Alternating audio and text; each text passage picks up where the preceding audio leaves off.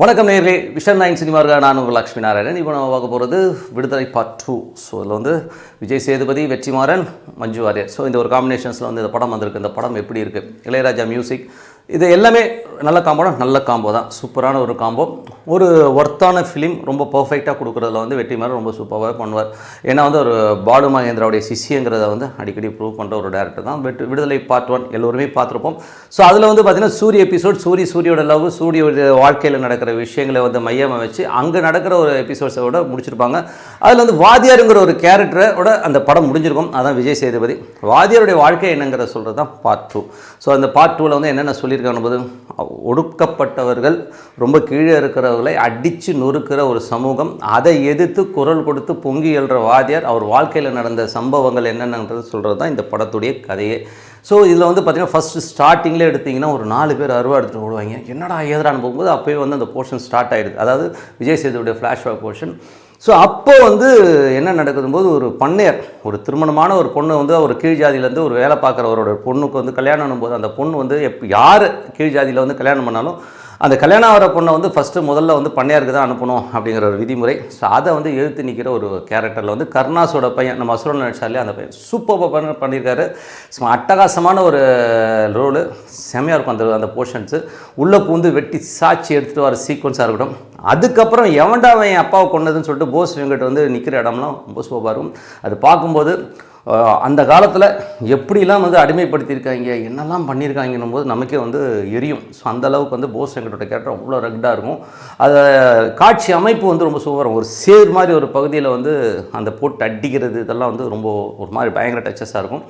அதுக்கப்புறம் அந்த கேரக்டரை வந்து இந்த மாதிரி அடிக்கிறாங்கன்னும் போது விஜய் சேதுபதி கேரக்டர் வந்து போலீஸை கூப்பிட்டு வந்து ஸோ அதை வந்து கிளியர் பண்ணுறதும் சரி. ஒரு வாத்தியாராக இருந்து ஒரு பாடம் நடத்துகிற வாத்தியார், இந்த 2 பேர், அதாவது அந்த கொல்லை செஞ்ச அந்த கருணாஸுடைய பையனையும் அந்த பொண்ணையும் காப்பாற்றணும்னு சொல்லிட்டு அடைக்கலம் வச்சு பத்திரப்படுத்தி வைக்கும்போது அந்த பண்ணையர் அட்டாக் பண்ணும்போது நடக்கிற சம்பவங்கள் அட்டகாசமாக இருக்கும். அது நைட் எஃபெக்டில் அந்த சேத்துல நடக்கிற ஒரு ஃபைட்டு, கருணாஸ் பையன் தான் அதில் ஹீரோவே. விஜய் சேதுபதிலாம் ஃபைட்லாம் கிடையாது, அவரெல்லாம் ஓரமாக வச்சுட்டு அந்த பையன் பண்ணுற ஃபிசிக்கலி அந்த ஃபைட்டுக்கு வரணும், அவ்வளோ அட்டகாசமாக இருக்கும். சும்மா வந்து ஒவ்வொரு ஃப்ரேமும் வந்து அவ்வளோ அழகாக எடுத்திருப்பார். அந்த போர்ஷன் ரொம்ப சூப்பராக இருக்கும். ஸோ போஸ் வெங்கட் அதை கலக்கிப்பா. அப்படி போஸ் வெங்கட் ஒரு பக்கம்னாலும் இந்த பையன் ஒரு லெவலில் வந்து பண்ணியிருக்குது. எடுத்துருக்க விதமும் பார்த்திங்கன்னா சேர் சகதியில் பண்ணும்போது நமக்கு வந்து பதப்பை ஓட்டுறது, பேக்ரவுண்ட் மியூசிக் எல்லாமே அட்டகாசமாக இருக்கும். ஸோ அந்த போர்ஷன் ரொம்ப சூப்பராக எடுத்தோடனே விசில் அடிக்கிற மாதிரி விஷயங்கள் அதில் இருக்குங்க. ஸோ அதுக்கப்புறம் பார்க்கும்போது விஜய் சேதுபதியுடைய கதை ஸ்டார்ட் ஆகும்போது இவர் வந்து அந்த போராட்டம் கிஷோருங்கிறவர் வந்து பார்த்திங்கன்னா நம்ம கம்யூனிசத்தை கொள்கையாக கொண்டவர். அவர் வந்து விஜய் சேதுபதியை கூப்பிட்டு வந்து கம்யூனிசம்னா என்ன, எப்படி வந்து மக்களை வந்து இந்த மாதிரி அடிமைப்படுத்தி கொண்டு வந்து எப்படி மீட்கணுங்கிற மாதிரி விஷயங்கள்லாம் அவர் மோல்ட் பண்ணுறது. ஸோ அதில் வந்து மோல்டாகி வரவர் ஒரு கட்டத்தில் வந்து கிஷோர் கொல்லப்பட்டதும் எடுக்கிறார், அருவாக வீசி தள்ளுறாரு.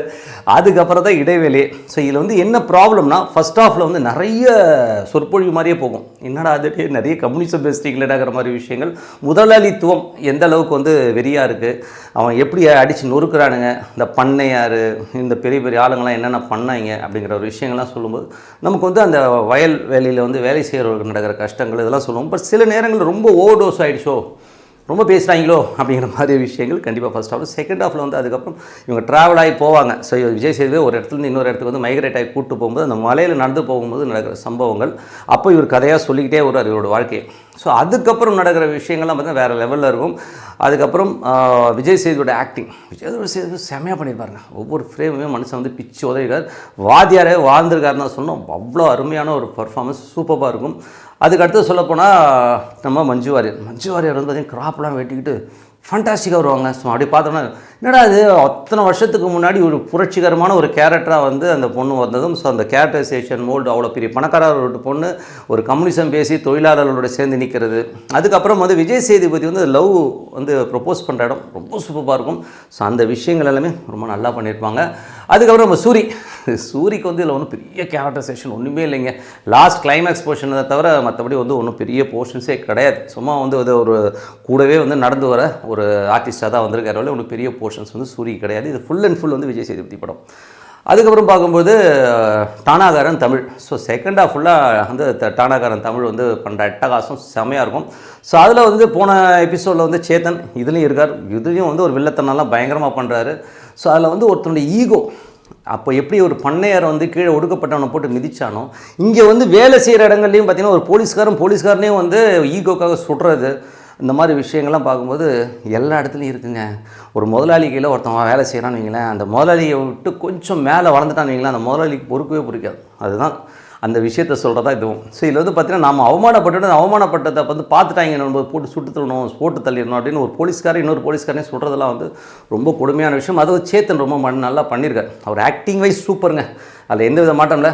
உடம்பு என்னங்க அவ்வளோ பொத்தன்னு வச்சுக்கிட்டு போலீஸ்காரர்னு போட்டிருக்காங்க, அதுதாங்க நம்ம அதுவும் மலையெல்லாம் ஏற விட்ருக்காங்க. ஒரு ஃபிசிக் வேணாமா ஒரு போலீஸ்காரனா? இப்போ டானாகாரன் தமிழ் போட்டிருக்கீங்க, கரெக்டாக இருக்குது, ஃபிட்னஸ் சூப்பராக இருக்குது. ஒரு ஃபிட்னஸே இல்லாத ஒரு ஆர்டிஸ்ட் வந்து எப்படி வெற்றிமாறன் எடுத்தார்.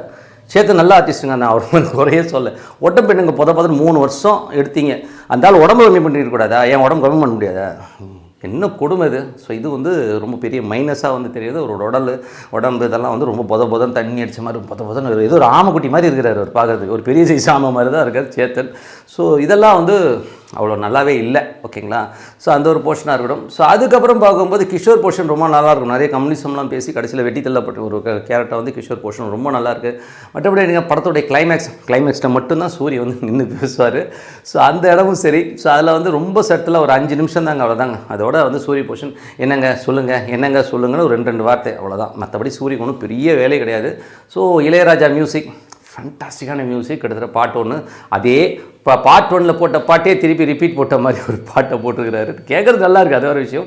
ரிப்பீட்டடாக வந்து அதையும் போட்டு தள்ளியிருக்கிறார். அப்படி கிளைமேக்ஸில் வந்து சூரியோட போர்ஷன்ஸ் ரொம்ப நல்லாயிருக்கும். ஸோ என்ன தான் இருந்தாலும் வந்து இது இவங்களெல்லாம் திருத்தவே முடியாதுங்கிற மாதிரி ஒரு விஷயத்தை வந்து சொல்கிறதும், ஸோ அந்த இடங்களும் ரொம்ப நல்லாயிருக்கு. ஸோ இதில் வந்து நம்ம சொல்கிற இந்த கதையினோட கரு என்னென்னா, எங்கே போனாலும் எவனாச்சும் ஒருத்தன் நம்ம தொல்லை கொடுத்துட்டு தான் இருப்பான், நம்ம மேலே பொறாமப்படுவான், நம்மளை மிதிச்சு தள்ளுவான். அவனை எப்படி டேக்கிள் பண்ணுறது, எப்படி ஹேண்டில் பண்ணுறதுன்னு சொல்லிட்டு நம்ம அடித்து நொறுக்கிட்டு போயிட்டே இருக்கணுங்கிறத இந்த படம் சொல்கிற விஷயம்.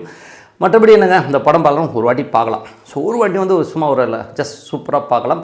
என்னை பொறுத்தவரை இந்த படம் எடுக்கிறதுக்கு எதுக்கு 3 வருஷங்கிறது தான் என்னோடய பெரிய கொஸ்டின் மார்க்கே. மிஞ்சி போனால் என்ன இருக்குங்க, ஃபஸ்ட்டு வந்து ஒரு கிராம போர்ஷன் இருக்குது, அதுக்கப்புறம் வந்து வாத்தியாருடைய அந்த வயல் வரப்பு அந்த கிஷோரோட போர்ஷன் இருக்குது, அதுக்கப்புறம் செகண்ட் ஹாஃப் ஃபுல்லாக மலையில் ஏறுறாங்க. இந்த போர்ஷனுக்கு எதுக்கு இவ்வளோ 3 வருஷம் உட்காந்து என்னவோ செதுக்கின மாதிரி எடுத்துட்டுன்னு சொல்கிறதெல்லாம் வந்து சிரிப்பாக இருக்குது. இதெல்லாம் படப்படன்னு எடுத்து தள்ளிட்டு போகிற வேண்டிய ஒரு படம் தான். ஸோ இதுக்கு வந்து எனக்கு வந்து ரொம்ப பெரிய அக்யூரசி தேவையானா எனக்கு தெரியலைங்க. ஏன்னா இன்றைக்கி ரீமேட்டாக அது இதுன்னு ஏகப்பட்டது இருக்குது. பட் இருந்தாலும் வந்து இதுக்காக 3 வருஷம்ன்றது வந்து ரொம்ப அதிகம். ஆர்டிஸ்டோட டேட்டு, ப்ரொடியூசரோட காசு, இதெல்லாம் என்ன ஆகுது. ஸோ மற்றபடி ஒரு ஆவரேஜான ஒரு ஃபிலிம் தான். When you compare with part 1 compare பண்ணும்போது பார்ட் வந்து அது ஒரு 80 மார்க் கொடுத்தோம்னா இது ஒரு 60 மார்க் படம் தான். மற்றபடி நிறைய போதனைகள் இருக்கும்போது நம்ம கொஞ்சம் நெல்லிய விற்குது. இதெல்லாம் கொஞ்சம் கத்திரி போட்டிருந்தீங்கன்னா கொஞ்சம் நல்லாயிருக்கும். இன்னும் கொஞ்சம் கிறிஸ்பாக எடுத்துருக்கலாங்கிறது தான் உண்மையான விஷயம் சொல்லிட்டு உங்களை வந்து விடைபெறுவது உங்கள் லக்ஷ்மி நாராயணன். விஷயம் 9 சினிமா சப்ஸ்கிரைப் பண்ணுங்கள், பெல் ஐக்கானை பிரஸ் பண்ணுங்கள். நன்றி, வணக்கம்.